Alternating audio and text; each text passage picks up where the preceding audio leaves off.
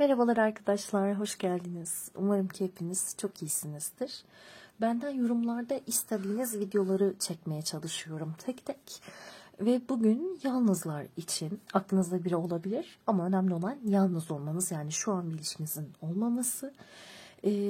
Aşk hayatınıza kim giriyor, kim geliyor buna bakacağız. Birkaç konu başlığına ayırdım.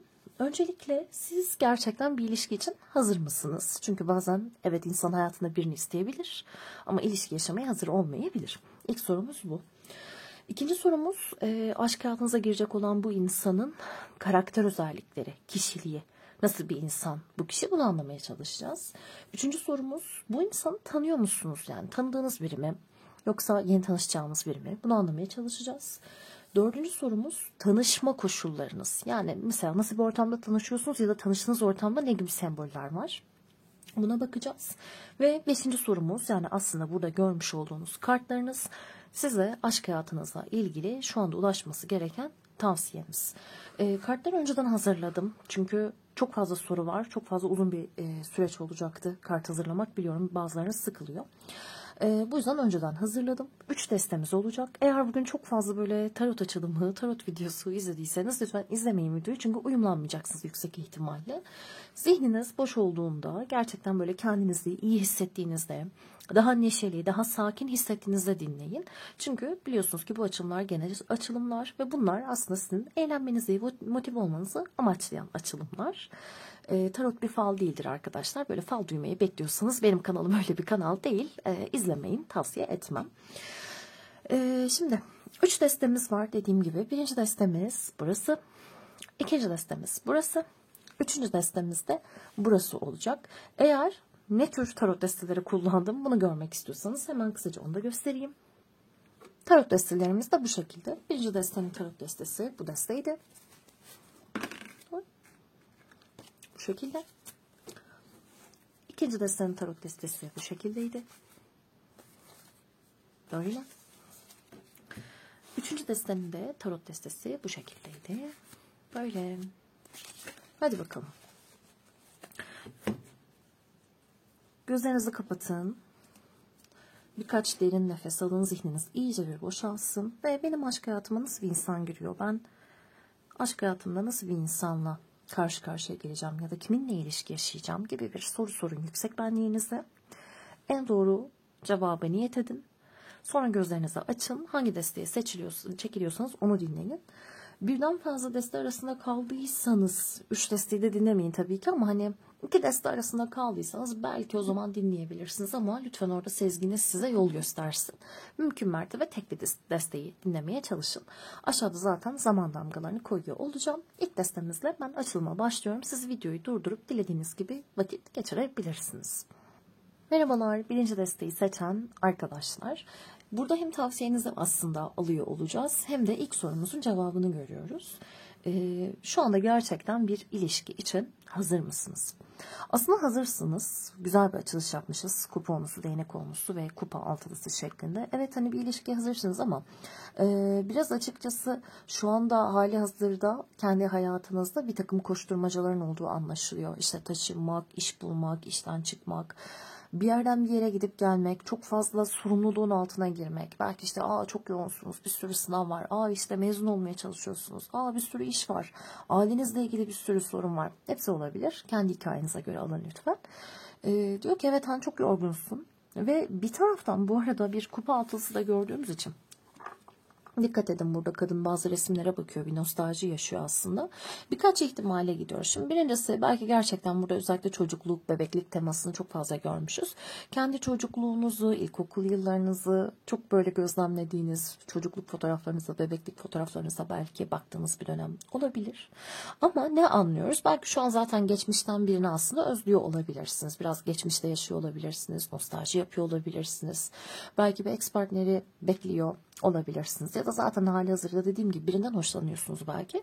Onun fotoğraflarına bakıyorsunuz. Onu tanımaya çalışıyorsunuz. Belki de işte bakıyorsunuz nasıl bir insan acaba diye. Gözlemliyorsunuz. Haliyle eğer nostalji yapanlar varsa ya da dediğim gibi böyle birilerinin fotoğraflarına bakarak anlamaya, tanımaya çalışanlar varsa belki bu yine onların destesi olabilir. Haliyle şunu da anlıyorum. Şimdi burada bir tavsiyeniz bu arada, bu kart bildiğiniz üzere.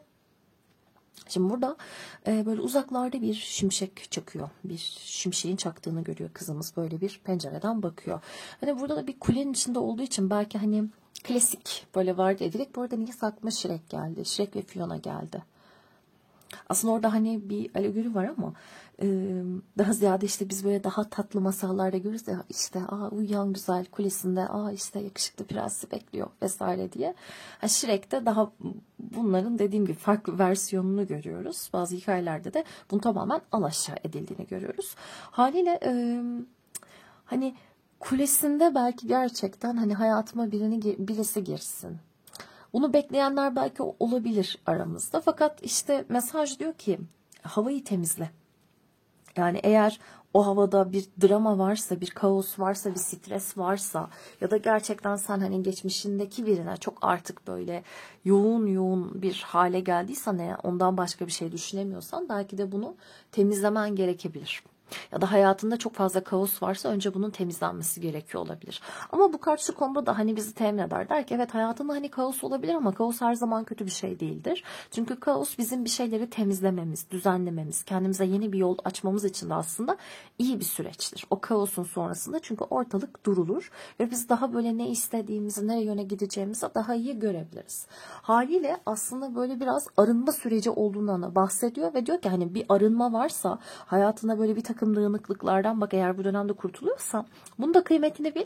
Bırak diyor, o dağınıklıklar toparlarsın. Ya da birileri hayatından çıkıyorsa ve çıkarken biraz kaos da yaratıyorsa yani bırak diyor, çıksınlar. Hani çıkmalarında da çok bir mani yok. Çünkü yine aslında bu kaosun hayatından çıkması, bu dramanın temizlenmesi senin hayrına diyor. Böyle bir tavsiyeyle açıyoruz. Şimdi bu aşk hayatınıza girecek olan kişinin kişiliğine bir bakalım. Nasıl bir insan? Şöyle alayım. Burada tabii daha fazla kart aldım. Çünkü istiyorum ki bu kişiyi böyle iyice bir anlayalım. Kimmiş, neymiş bu?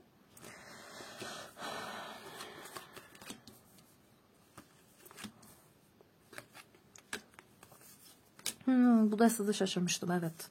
Çünkü çok enteresan gelmişti. Şöyle yapayım. Çok fazla çünkü şey görüyoruz arkadaşlar. İşte ilahi zamanlama, işte bir şeyin böyle doğru zamanı beklemesi. İşte bir insanın evet biraz yalnız kaldığı, belki büyümek için kendine ayırdığı bir süreç ama kendi yolunu, kendi aslında doğru yolunu çizmesi gibi süreçlerden bahsediyordu. Ve aslında bu arada bu desteği için belki gerçekten hani geçmişten tanıdığı insanlar olabilir gibi geldi bana. Biraz iki duruma da aslında ayrılıyor. Hani bazıları için belki gerçekten kaotik bir sürecin sonrasında gelecek bir insanı görecek olabiliriz. Hani evet, belki yeni bir insandır ama çok böyle kaotik bir sürecin üzerine mesela gerçekten geliyordur. Ya da dediğim gibi belki de gerçekten hani geçmişten tanıdığınız bir insandır. İlla burada bir eski sevgili gelmesin aklınıza. Anlatabiliyor muyum ne demek istediğimi? Hani bir insanı önceden tanıyorsunuzdur ama hayatınıza daha yeni giriyordur. Mesela yani aşk anlamında belki yeni giriyordur. Belki o insanla işte aynı okulu okur. İşte şu an tanışma koşuluna bakmadık bu arada henüz. Hani vardır ya, aynı okulda okursun. O dönem dikkatini çekmez ama işte sonra mesela tanışırsın. Ya biz seninle de evet doğru aynı sınıftaydık ama işte hiç tanışmadık gibi düşünebilirsiniz. Şimdi o bir yana, oraya geleceğiz. Burada dediğim gibi kişiliğe daha odaklanıyoruz. Kişilikte şöyle bir şey veriyor bize. Kupası, kule, kılıç şövalyesi, değnek kralı, kupa sekizlisi, kılıç kralı ve ay kartını görüyoruz. Burada da bazı oracle kartlarımız var. Bazı arkadaşlarınız böyle İngilizcelerini tekrarlamamı istemediği için okumuyorum artık İngilizcelerini. Direkt Türkçe anlamlarını vermeye çalışıyorum. Şimdi şöyle bir şey var arkadaşlar. Karşımızda aslında çok iradeli bir insan var. Öncelikle de bunu söyleyeyim. Hem iradeli hem de iki yöne ayrılıyor aslında biraz. Bazen gerçekten çok böyle istediği şey için dürtüsel olarak harekete geçen, aceleyle harekete geçiren bir insan görebiliriz. Bu anlamda bu iyi bir şey tabii ki. Yine o irade anlamını bizim için kuvvetlendiriyor. Ama beklemesi de gerekiyorsa Hani buna eğer mantıken eğer çok böyle ikna olduysa da evet bekleyebilir. Hani kılıç kralıyla orada doğru anı belki bekleyebilir. Çünkü karşımızda aslında çok fazla işte kılıç kralı, kılıç şövalyesi, değnek kralı gibi kartlarla çok stratejik bir insan görüyoruz. Tamam mı? Bu arada hani karşınıza gelmesi gereken insan kadın da olabilir. Cinsiyetlere takılmayın lütfen. Saraylı kartlar evet hani belli cinsiyetlerle geliyor ama o illa onu göstermek zorunda değil. Şimdi aşık olmayı aslında isteyen bir insan, direkt kupası ve kulenin niyeyse böyle yan yana gelmesi bana çok hani çarpılma, ilk görüşte aşk, hani öyle bir aşık olayım ki iliklerime kadar istediğim gibi böyle bir enteresan, dramatik, evet hani dramatikten kastım yoğun, biraz böyle dikkat çekici ama derin de bir şey veriyor ve bu insan belki gerçekten hayatında doğru insan olsun yeter ki hani ben gerektiği kadar beklerim deyip gerçekten böyle beklemeyi göze almış bir insan olabilir. Çünkü burada hani gerçekten yalnız geçirdiği zamanı hayatı gözlemleyerek, değerlendirerek geçirmesini bilen, hani yalnız geçen vaktini böyle boş bir vakit gibi görmeyen, gerçekten kendisi üzerinde çalışan zeki bir insan görüyoruz. Mantıklı bir insan görüyoruz ve hayatta doğru fırsatlar geldiğinde o fırsatları alıp gerçekten istediği gibi büyütebilmeyi de biliyor. Ya iyi bir yatırımcıdır mesela bu insan. Gerçekten mantıklı yatırımlar yapacaktır. Mantıklı yatırımlar için risk alacaktır. Hani mesela işte ne bileyim böyle borsayla, hisse alıp satmakla meşgul bir insan görebiliriz. Kendi işini belki yapan bir insan görebiliriz eğer hani belli bir yaşın üzerindeyse. Çünkü biraz genel açılım olduğu için görüyorum ki ikiye ayrılıyor. Bazılarınız için daha böyle 30 yaş üstünde insanlar görürken bazılarınız için daha genç 20'li yaşlarında insanlar hele şeklinde görünmüş. Neticede aranızda her yaş grubu da var. Haliyle karşınıza gelen dağılım böyle değişecektir. Ama dediğim gibi çok zeki bir insan. Fakat bazen dilinin kemiği yok. Birini eleştirdiğinde de yani gerçekten böyle deriz dibine kadar eleştirebilen bir insan açıkçası. Sakınmıyor, sözünü saklamıyor. Buradaki karakteri özellikle ben Napolyon'un tablosuna çok benzetiyorum, o meşhur tabloya. Haliyle belki böyle Napolyon'a, Fransız tarihine ilgili bir insan hani görebiliriz. Belki gerçekten tarihe ilgili bir insan görebiliriz. Çünkü bu desteği seçtiniz mesela. Yine burada biraz Şarken etkileri falan görüyorum. Biraz Şarken'e benzettim. Şarman'a da benzettim biraz. Neyse tarih bilgisine girmeyelim de şimdi.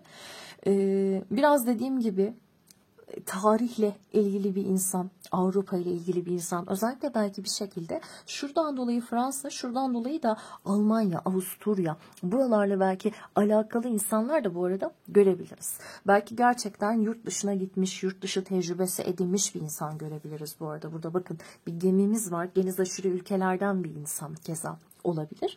Ama kupa sekizisi tabii bize aslında ne anlatıyor? Tam üzerinde de çok böyle dramatik bir kule gelmiş.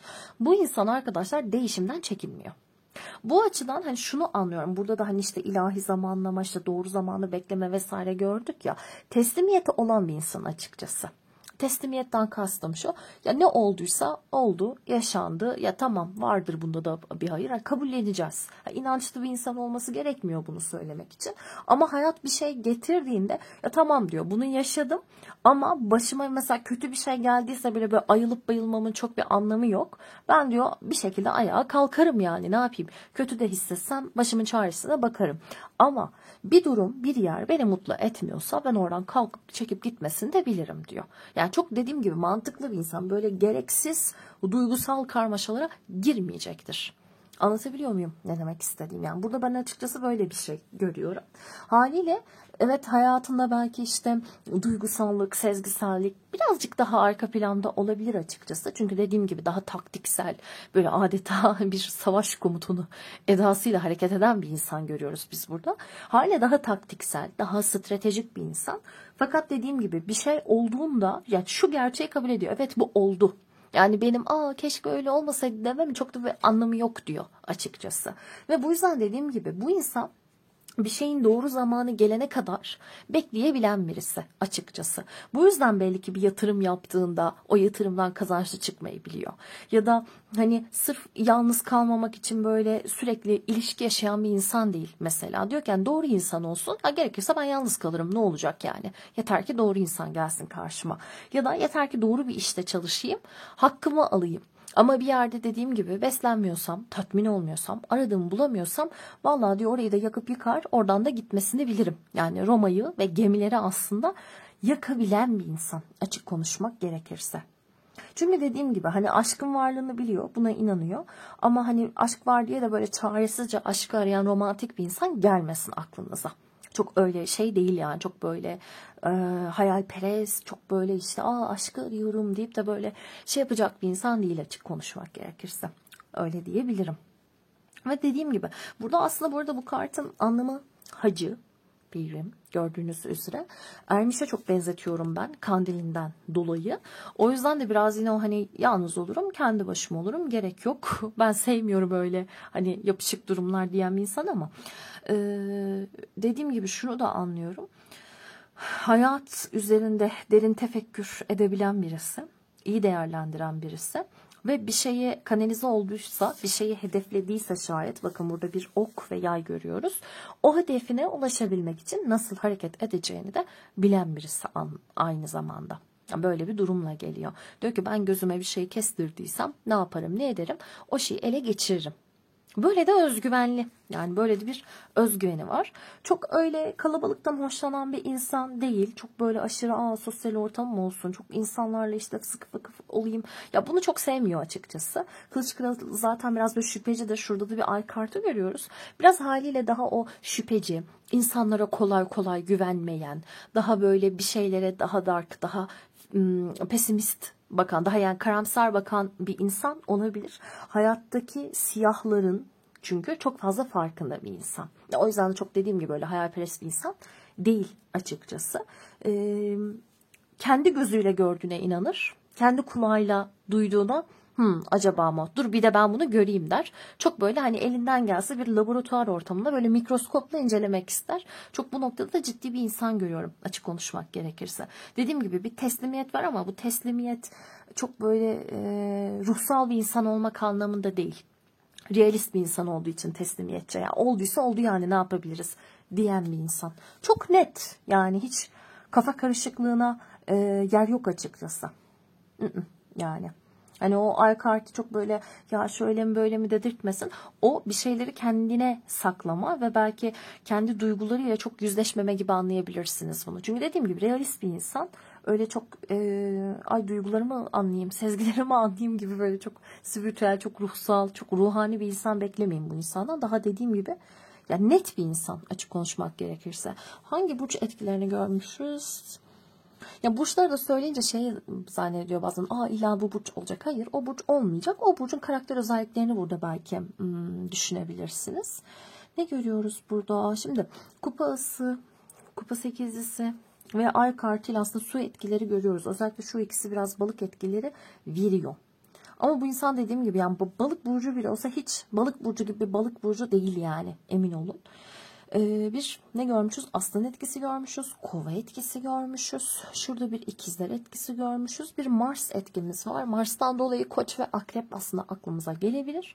Şurada da kupasını gördüğümüz için bütün aslında hani su elementler aklınıza gelebilir. Yani yengeç, balık, akrep gibi aklınıza gelebilir. Ama dediğim gibi biraz zor ve iddialı bir kişilik ya. Beni de böyle çok sert konuşturuyor gibi hissediyorum niyeyse.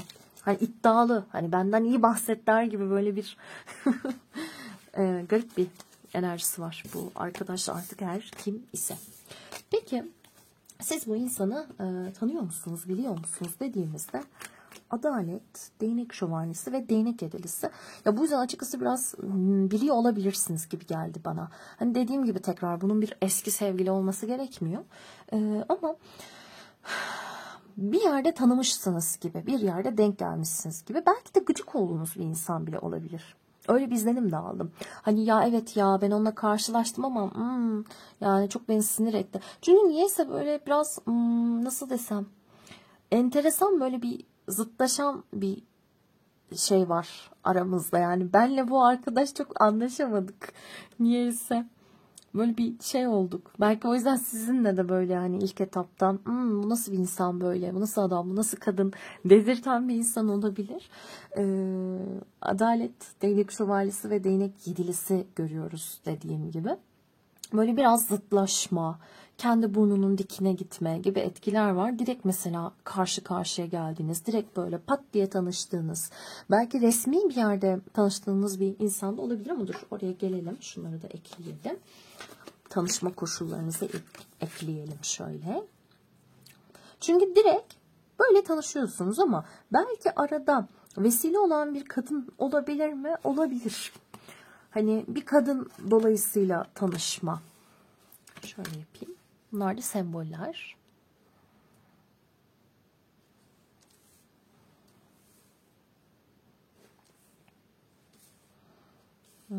Tamam. Misal veriyorum. Öğrencisiniz. Bir kadın hocanızın dersi var. Onun dersinde tanışıyorsunuz. Ya da bir arkadaşınız diyor ki ya bugün işte beni tek gönderme sen de yanımda gel. Onunla bir yere gidiyorsunuz. Orada tanışıyorsunuz. Ya bunun gibi düşünebilirsiniz. Belki arada dediğim gibi bu şekilde bir kadın olabilir. Ha doğrudan ya birisi var ben seni tanıştırmak istiyorum deyip sizi tanıştırabilir mi? Olabilir açıkçası yine. Çünkü dediğim gibi doğrudan böyle bu insanla karşı karşıya gelme, denk gelme, birebir tanışma. Hani sosyal medyadaysam bile ki burada çok fazla öyle sosyal medya etkisi görmüyorum ben bu arada. Çünkü kupa ikilisi, tılsım kraliçesi, aşıklar. Ya aşıklar ikizler. O yüzden belki böyle hani iletişim, sosyal medya bu kart sadece bize bunu verebilir ama daha çok ben böyle karşı karşıya gelme. Sosyal medya ise bile şöyle arkadaşlar. Direkt mesela mesaj atıyor biri diğerine. Direkt. Selam tanışalım mı? Ya da selam seni falancanın sayfasında gördüm ve belki sayfasında gördüğü kişi mesela bir kadındır. Seni bilmem kimin sayfasında gördüm. Tanışmak istedim. Ha bunun gibi bile olabilir açık konuşmak gerekirse. Burada çok fazla bu arada böyle hayvanları ve kurtları, kurtçukları, yılanlara bakın görüyoruz. İşte elmamız var, kurtçuğumuz var, yılanımız var. Şurada bir tavşan görüyoruz. Semboller aklınızda olsun. Bunlar orada, o alanda olabilir. Ve böyle 2 tane çok tatlı güvercin görmüşüz. Çok şirin. Şöyle yapayım ve arkadaşlar şey dikkatimi çekiyor. Böyle bazılarınız için hani dedim ya direkt belki karşı karşıya tanışma, bir açık alanda tanışma. Burada bakın bir havuzumuz var. Aslında hani kutsal havuz tabii ki kartımızın anlamı. Bir havuz var. Bir bahçe var mesela. Böyle bahçelisi olan bir yerde tanışma, manzarası olan bir yerde tanışma. Ve burada bir böyle farkındalık diyeyim. Sihirbazı var. Şimdi şu sembolü görebilir misiniz? Belki bazılarınız için mesela böyle bir sembol belki görecek olabiliriz. Çok fazla sarmal, çok fazla böyle yılanımsı semboller çünkü zaten gelmiş. Ama bu kartı alır almaz aklıma ne geldi biliyor musunuz? İşte büyücü, büyücülük, Gandalf geldi. Dumbledore geldi. Haliyle hani böyle işte fantastik dünyalar vasıtasıyla, fantastik seriler vasıtasıyla tanışma. Ya belki hani aranızda hani çok tabii ki bu nadirattan olacaktır ama misal veriyorum işte böyle bir yere oyun oynamaya gittiniz arkadaşlarınızla işte. Orada fantastik bir yerde bir role play'de vesaire tanışma. Neden olmasın? Burada da bir pusulamız var. Bakın.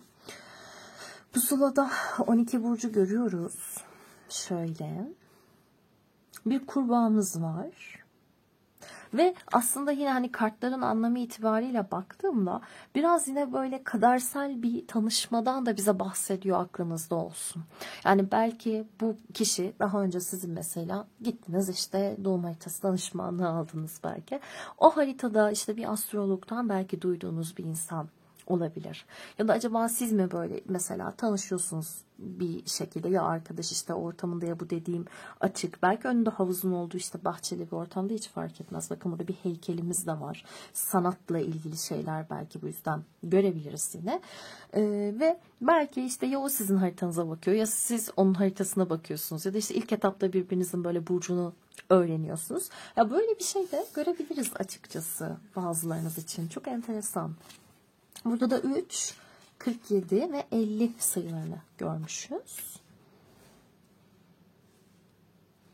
Ve çok fazla şey etkisi var. Şimdi bazılarınız için Oğlak'la geldiği için aralığın sonu ve Ocak ayı belki önemli olabilir.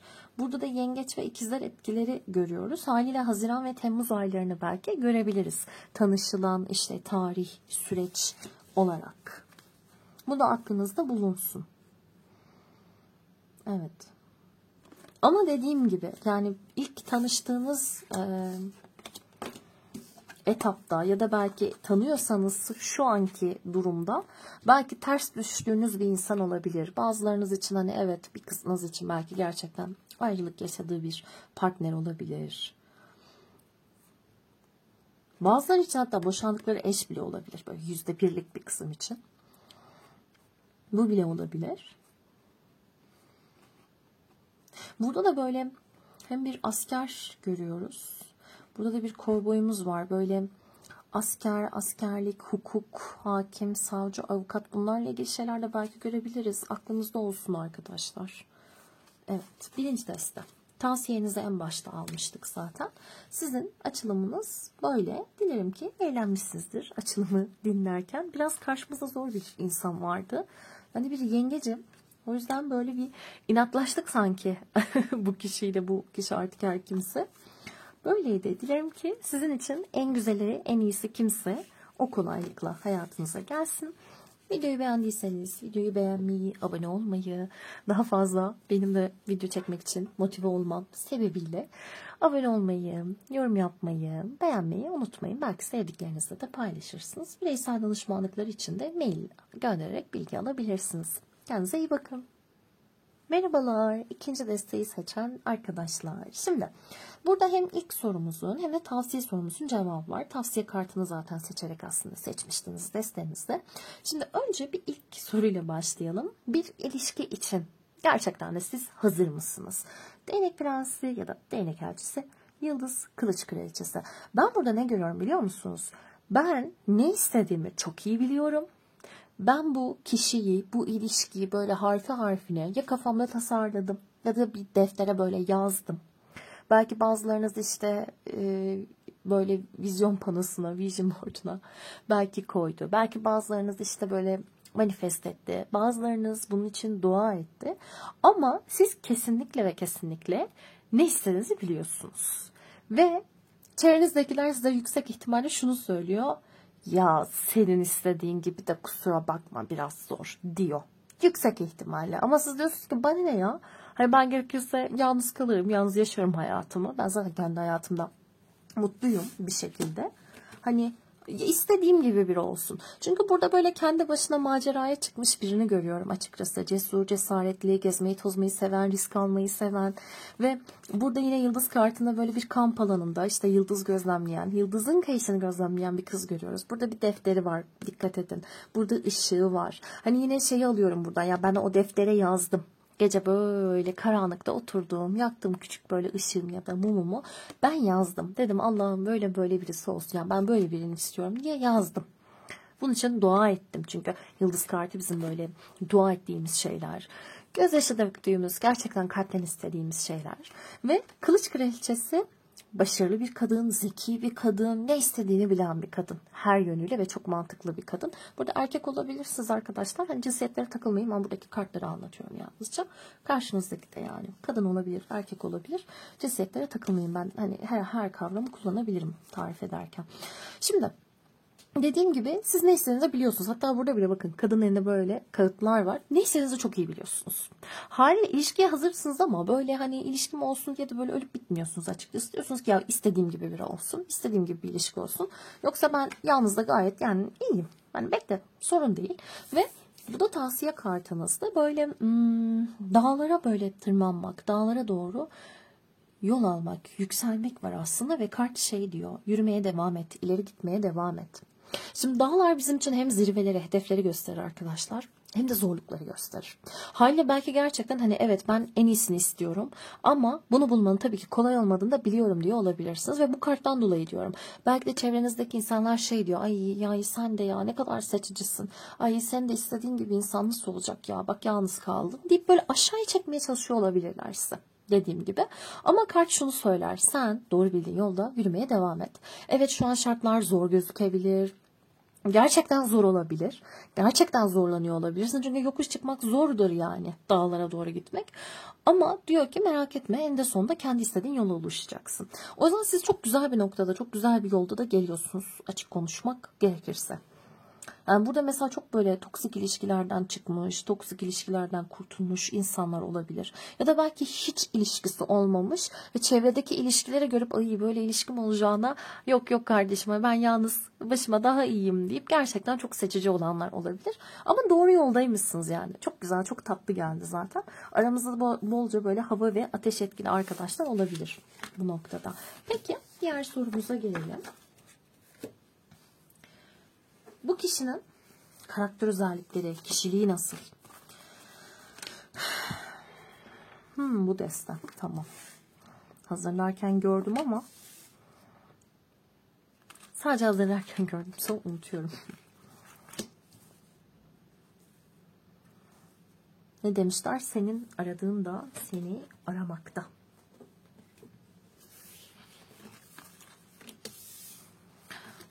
Şimdi çok inançlı bir insan var karşımızda. Öncelikle bunu söyleyeyim. Bir dine mensup olabilir, dindar olabilir. Dine mensup olmakla birlikte evet belki dindar olmayabilir. Yani pratik anlamda o dinin belki gerekliliklerini yerine getirmiyordur ama çok inançlı olabilir. Anlatabiliyor muyum ne demek istediğimi? Hani gerçekten Allah inancı varsa çok çok inançlı bir insan. Böyle bir inancı yoksa hani bu şekilde inanmıyorsa da bir şekilde bir kader planı olduğunu inanıyor bu hayatta. Böyle bir noktada geliyor bu insan. Çok çünkü hani hem bu destedeki aziz kartına dikkat edin. Farklı şeyler getirmiş. İşte İslam'ı getirmiş. Burada bir Hristiyan görüyoruz. Burada da meditasyon yapan biri var. Yüksek ihtimalle Budist. Şöyle yapalım.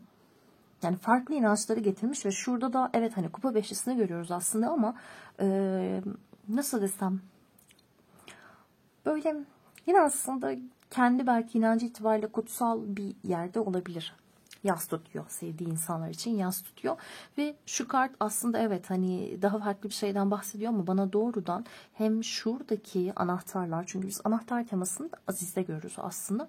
Hem de işte kitap, ellerin biçimi dediğim gibi bana çok inançlı bir insanı verdi. Ve burada da bir kader çarkı görüyoruz. Gerçekten kadere inanan ve hatta buradaki mahkemeyle birlikte herkes ektiğini biçer. Bu hayatta bir ilahi adalet var ya da bir karma var diyen bir insan var karşımızda. Hani gerçekten Allah'ın adaletine inanıyor. Öyle söyleyeyim. Ya ben kendi Müslüman olduğum için o şekilde yorum yapacağım. Siz dediğim gibi istediğiniz şekilde alın. Allah'ın adaletine inanan bir insan yani öyle söyleyeyim. Şimdi kartlardan şöyle bu çok dikkatimi çektiği için burada direkt buradan başlamak istedim. Belki gerçekten sizin dikkatinizi de hani bu çekecektir bu kişiyle ilgili. Hani hiç nasıl desem dışarıdan mesela bunu belli etmese bile oturup konuştuğunuzda çünkü ne kadar tevekkülü bir insan diyeceksiniz. Ve bir şey değil mi? Bu insan çok önem verdiği birini kaybetmiş. Belki çok sevdiği bir arkadaşını kaybetmiş derken hani o kişinin kaybını görmüş. Belki kardeşini, belki annesini, babasını ama hani kendi akranı olabilir gerçekten kaybettiği kişi. Abisi olur, ablası olur, ne bileyim dediğim gibi yani arkadaşı olabilir ama yani çok gerçekten onun için hani böyle akran mertebesinde birinden bahsediyor. Burada da bir böyle köpek görmüşüz. Belki hani evcil hayvanını, işte sevdiği, değer verdiği bir hayvanı kaybedenler de olabilir ama ya dediğim gibi bu insan bence bir şekilde yaşadığı bir kayıpla inancı çok derinden öğrenmiş ve hissetmiş. Ve çok farklı bir bağı var. Bence öyle. Ben bilmiyorum. Benim gördüğüm öyle en azından. Şimdi değnek konusu, değnek sekizlisi, tılsım prensi, mahkeme, aziz, kupa beşlisi, kader çarkı ve burada bazı oracle kartları görüyorsunuz. İngilizcelerini bazı arkadaşlar hani okumamı, tekrarlamamı istemiyor. O yüzden direkt Türkçelerini vermeye çalışıyorum uzatmamak için. Şimdi arkadaşlar karşımızda çok yoğun çalışan bir insan var. Değnek olmasıyla hani kişi gerçekten çok fazla yükün altındadır. Çok fazla stres altındadır. Bu yüzden böyle mideyle, bağırsakla ilgili sorunlar yaşayabilir. Sürekli baş ağrıyabilir. Ve burada bir inşaat teması görüyoruz. Mühendisler olabilir bu insanların arasında. Mühendisler, belki spesifik olarak inşaat mühendisleri ya da inşaatla ilgili. İnşaat işçisi olabilir. Dediğim gibi müteahhit olabilir, mimar olabilir. Olabilir de olabilir.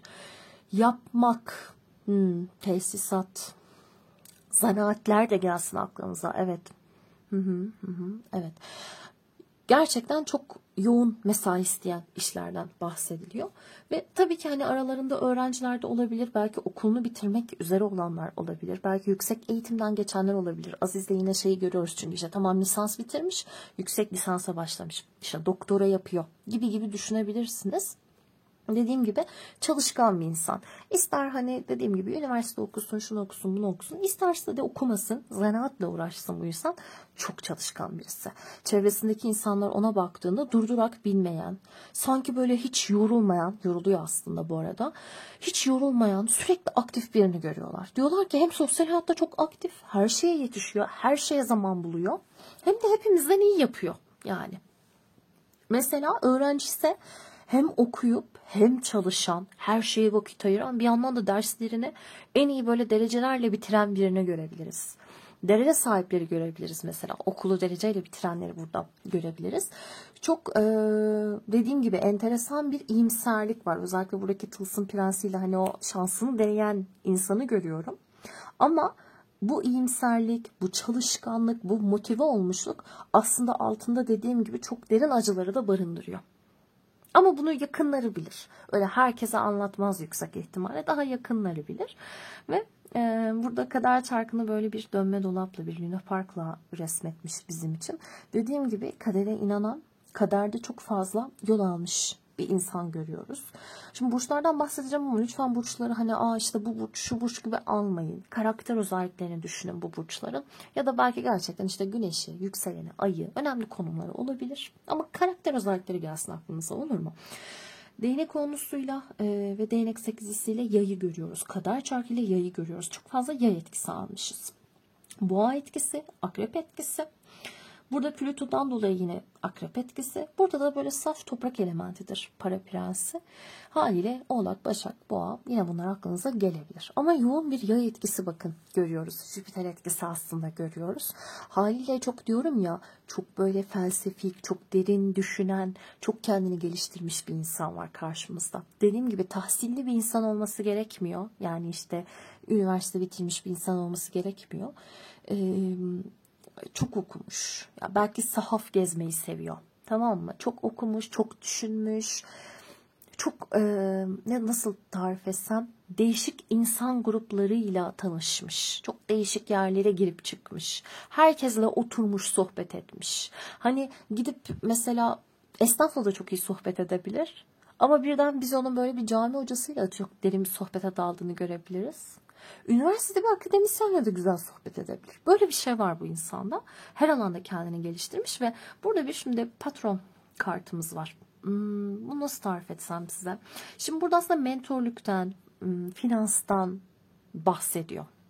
Belli bir alım gücü var açıkçası. Hani maddi olarak da bu noktada, eğer şu an öğrenci değilse, şu an öğrenciyse de ileride olacaktır, bilginiz olsun. Çünkü çalışan bir insan.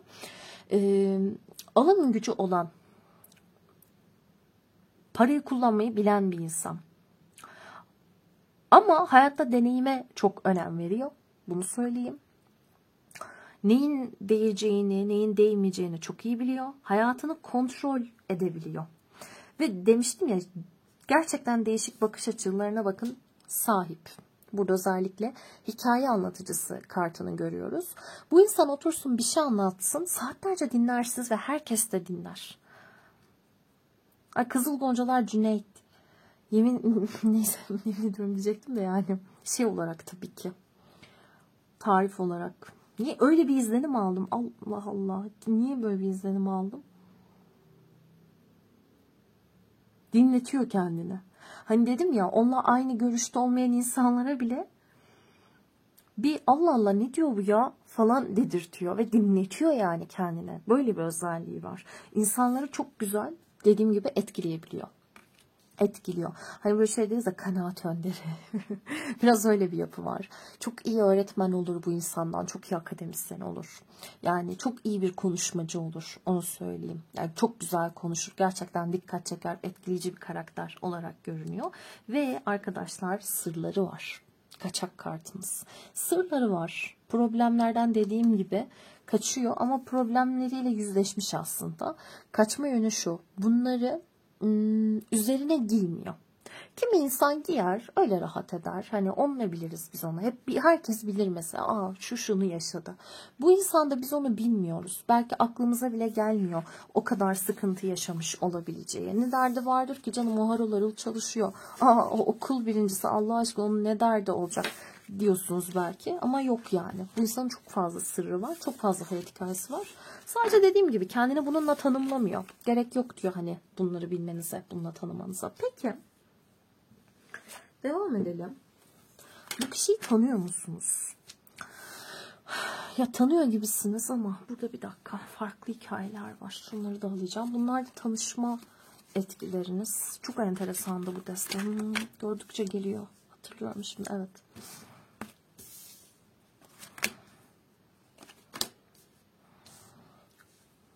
Okul, eğitim, kitaplar, çalışma ortamı çok fazla geliyor burada yani. Şöyle bakın. Detaylar demiş. Az önceki destede de görmüştük böyle pusula etkileri.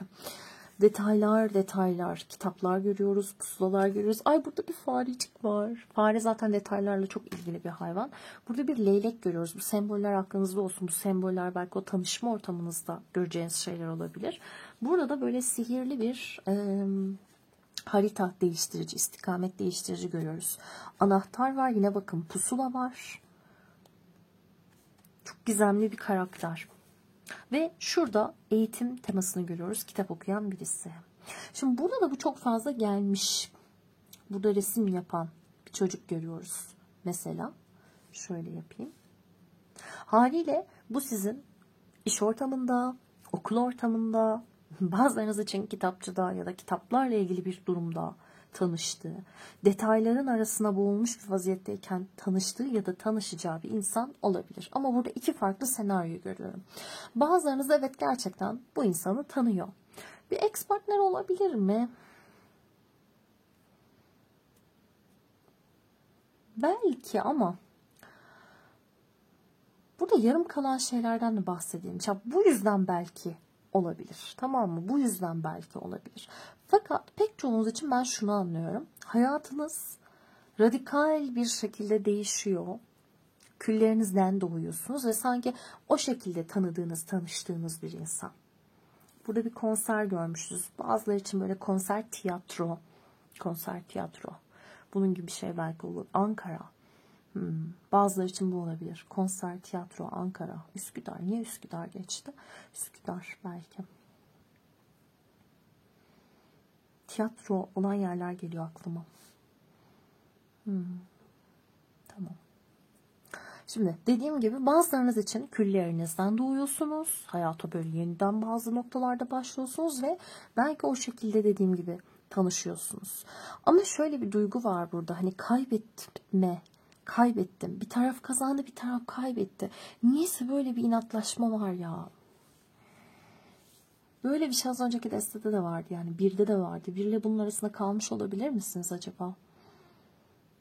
Karakterler benziyor muydu? Hiç hatırlamıyorum şu an. Ben anlattığım gibi unutuyorum çünkü.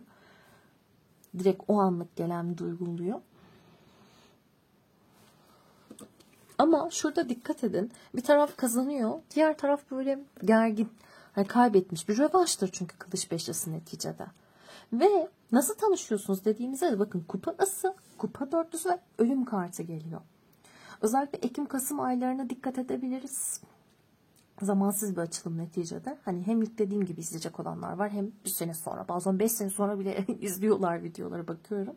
Görünüyor çünkü istatistiklerde. Bazılarınız için de şey çok görülmüş, böyle Temmuz ayları çok görülmüş. Haziran'ın sonu, Temmuz ayı çok görülmüş. Bir kısmınız için bu videoyu izledikten itibaren 1 ve 4 aylık süreç. 1 ve 4 aylık süreç. Hem burada bakın 1 ay, 4 ay geliyor. 1 ay, 4 ay. Hem de burada 13, 1, 3 yine 4'e götürdü beni. Ya da 4. ay. Yani Nisan önemli olabilir. 4. ay. Nisan önemli olabilir. Fakat tanışma etkilerinizde işte şöyle bir enteresanlık var. Hayatınızda değişim kararı aldığınız bir yerden bahsediyor. Hem buradaki kule hem de bakın buradaki ölüm kartı ile birlikte bir değişim var burada. Küllerinizden doğuyorsunuz. Bakın kadının saçları uzun, kesiyor. Özellikle de hani kadınlar için böyle radikal bir değişimdir ya bu uzun saçlarını kesmek. O yüzden diyorum ya, belki bazılarınız için gerçekten çok uzun zaman öncesinde bıraktığı bir ex partner.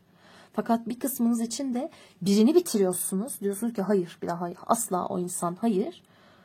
Ve bu kararı aldıktan sonra tanışacağınız birisi belki de. O yüzden dediğim gibi yine ikiye bölünüyor. Tanışma etkileri yine ikiye bölünüyor. Ve şöyle bir şey, kupası ve kupa dörtlüsüne geldiği için aslında ilişki istediğiniz bir süreç bir yandan, ama huysuzsunuz o dönem biraz. Diyorsunuz ki hayır, istediğim gibi olmuyorsa yine hiç olmasın.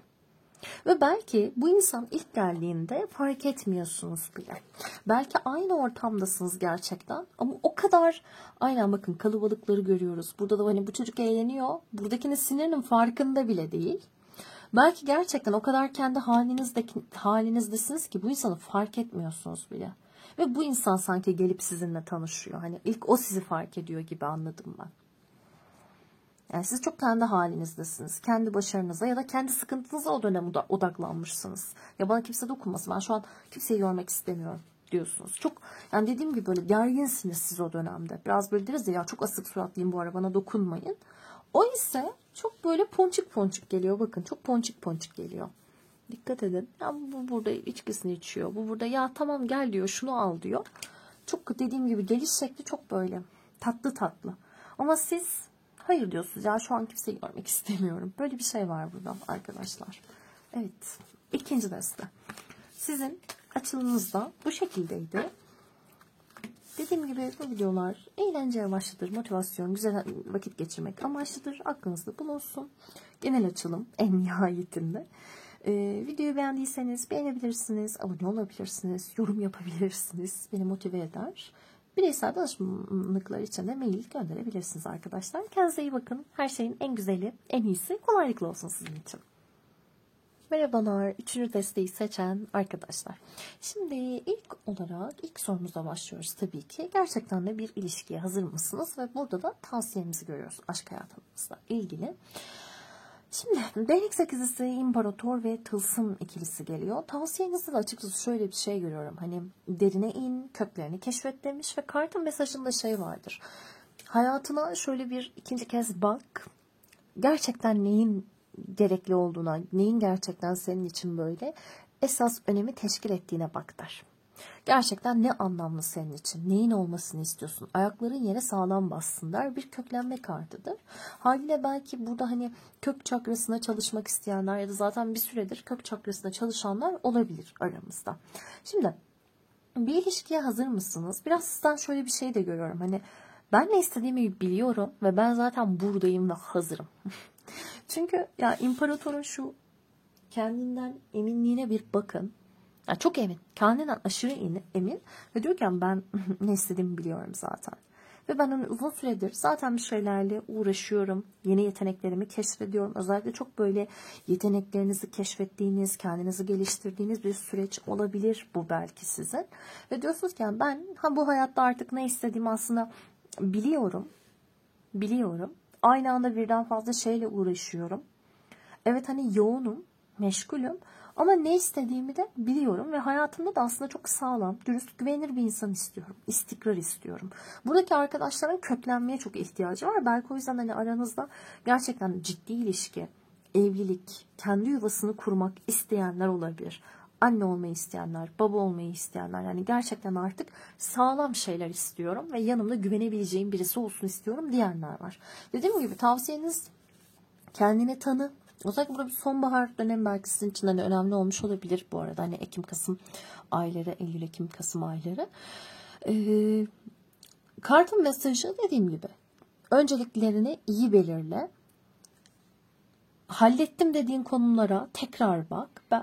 Belki senin çoktan kapandığını zannettiğin konular pek de kapanmamış olabilir. Dikkatli bak şeklinde bir mesaj veriyor. Peki.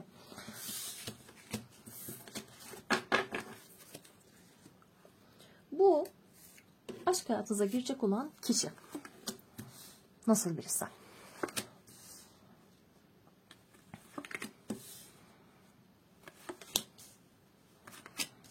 en duygusal deste aslında. Evet. En duygusal deste. Hani bu kişi olarak, kişilik olarak. Tamamdır. Kılıç dörtlüsü, kupa kraliçesi, kupa prensi,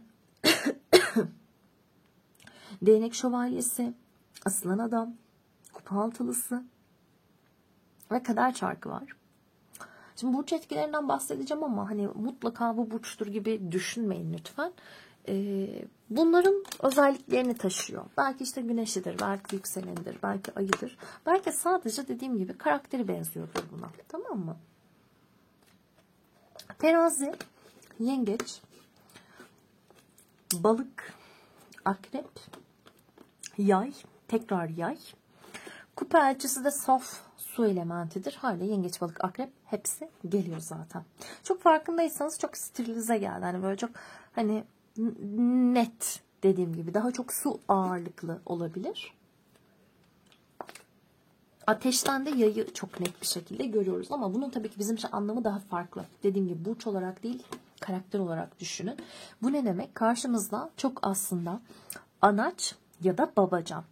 Çok duygusal, duygularına önem veren, duygularının sesini dinleyen, dürtülerinin de aynı zamanda sesini dinleyen, bir şey istediğinde hani o şey için aksiyona geçen, uykuyu seven bir insan olabilir. Niyeyse buradaki kılıç dörtlüsü çok güzel uyuyor ve tam bir böyle yani uykuyu seven, yatağını çok seven, uyumayı çok seven birini verdi bana. Şöyle yapayım. Dediğim gibi bir şeyi istediğinde bu hayatta onun peşinden giden birini gösteriyor. Ama bazen gerçekten derin bir yara aldığında durup dinlenmek için çok fazla zamana ihtiyaç duyuyor olabilir. Çok hani hızlı o noktada ayağa kalkamıyor olabilir. Kılıç dörtlüsü ve asılanla birlikte hani bir erteleme şeyi de var. Hani bir şey istemiyorsa ya da böyle eriniyorsa ona, cesaret belki edemiyorsa çok erteleyebilir. Telefonunu kapatıp bir iki gün belki uyuyabilir bile yani. Hani çok enteresan bir yönü var zaten. O yüzden hani gerçekten belki haritası böyle su ve ateş olarak ikiye ayrılıyor olabilir. Biraz pasif agresif de olabilir bu yüzden. Gezdiğinde çok geziyor, tozuyor. Diyorlar ki aa ne güzel, ne kadar çok geziyor. Ama bir ortadan kayboluyor sanki ve günlerce ses soluş çıkmıyor. Evinde oturmuş bir ay boyunca film izliyor. Bir hafta boyunca böyle bir maraton izliyor böyle. Ya da işte bir diziyi mi beğendi? Aa oturdu bir ay izledi, 2 ay izledi onu. Ama gezip tozduğunda da ay fıldır fıldır geziyor ve tek başına geziyor gibi bir şey var açıkçası burada. Evet burada da çünkü o şeyi görüyoruz hani bazı konulara gerçekten tutkusunun olması. Bir şeyde eğer bir nasıl desem öğreneceği bir şey varsa heves ettiği konular içerisinde hemen bakın eyleme geçmek. Hemen hadi şunu yapalım, bunu yapalım. Burada bir demirci kartımız var. Ya demir gibi kendini gerçekten işlemiş, adım adım böyle işlemiş. O noktada bir sorun yok yani çalışkan. Fakat istemesi lazım. O konuda özgüvenli olması lazım. Birazcık özgüveni sarsılınca eyvah hemen yok ya ben bugün evden çıkmıyorum siz gidin. Hani var ya ben gelemiyorum kanka siz gidin annem izin vermiyor. Biraz öyle bir yapı gördüm nedense burada. Enteresan. Yine dediğim gibi yay etkisinden ve kader çarkı etkisinden dolayı bir şeyleri zorlamaktan ziyade bazen kadere de bırakıyor ama burada şöyle bir şey var. Bazen kadere bırakarak kolaycılığa kaçıyor. Hani karar almamak için mesela. Ya işte ben karar veremedim. Dur yeterince beklersem o şey zaten kendiliğinden gelişir diyerek. Orada biraz böyle kadere bırakmanın kolaycılığına sığınıyor olabilir. Hani akışa bırakma kavramını biraz yanlış anlıyor olabilir açık konuşmak gerekirse. Çünkü hani hırslı olduğu konular çok keyfi. Tutku duyduğu konular, heyecan duyduğu konular. Bunlar da daha hırslı. Romantik bir insan açıkçası en romantik grup diyebilirim hatta. Romantik bir insan. Hayvanları çok seviyor. Kedisi olabilir, balığı olabilir. Burada sincap, balık, kedi. Şurada kirpi görüyoruz. Ve mutfakla ilgilenen bir insan olabilir. Hani ya yemeği çok seviyor ya da yapmayı. Burada turp vesaire böyle sebzeler görüyorum. Kurbağa çok dikkatimi çekti. Kurbağa prens. Ya bir kurbağa prens ya da bir kurbağa prenses. Ya da kendi prensini ya da prensesini bulana kadar çok böyle yanlış kurbağalarla muhatap olmak zorunda kalmış olabilir bu insan. Konuşmayı seviyor keyif aldığı sürece. Ama bir yerde o enerji içine sinmediyse, orayı sevmediyse böyle sus pus oluyor. Diyorlar ki niye konuşmuyorsun? Sen severdin konuşmayı. Ha, öyle canım istemiyor diyor ama yani aslında oradaki insanları sevmiyor. Fakat sevdiğinde gerçekten çok korumacı. Yani sevdiklerini pamuklara saracak bir insan. Mor rengini özellikle seviyor olabilir. Mor ve lacivert rengini. Böyle bir şey aldım. Doğada zaman geçirmeyi seviyor. Su kenarında zaman geçirmeyi seviyor. Ağaçları, parkları seviyor. Gezme anlayışı da biraz bu açıkçası. Daha doğal güzellikleri görmek üzerine. Hani tarihi yerlerden, mekanlardan ziyade, yani insan eliyle yapılmış şeylerden ziyade doğal güzellikler. Şelaleler, işte tabiat parkları, ağaçlar, ormanlar, yağmur ormanlarını çok sevebilir. Biraz anneye düşkünlük olabilir. Ya da çok korumacı bir anneyle büyümüş olabilir. Kendi de korumacı bir insan. Hani o yüzden sevdiğinde evet hem çok korumacı hem de ama bazı hani herkes sevmez o korumacılığı. Bazılarına hani bunaltıcı gelebilir açıkçası. Çünkü hani bağımlılık yaşamaya orada çok meyilli bir insan. Yatağına bağımlı olabilir. Bazı insanlar yatağından hiç kopamaz. Yatağını çok sevebilir. Şekeri belki hani seviyorsa ona çok bağımlılığı olabilir. Bir şeylere düşkünlüğü var açıkçası. Onun için çünkü asla olmazsa olmaz dediği şeyler var. Hani vardır ya böyle kahve içmeden uyanamıyorum. Ya mesela bu insanın hani bu tarz alışkanlıkları olabilir. Ay şunu yapmadan ya kendime hiç gelemiyorum. Yani çok net biliyor şeyi, hani neyi seviyorum, neyi de sevmiyorum. Bunu çok net bilen bir insan.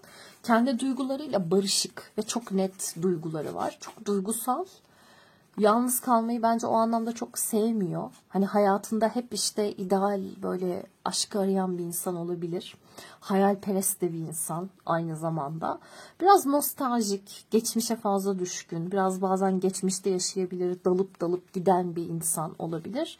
Çok böyle nostaljik, yani bir şeyleri çok hızlı atlatan bir insan değil. Biraz geçmişte yaşıyor açık konuşmak gerekirse. Peki.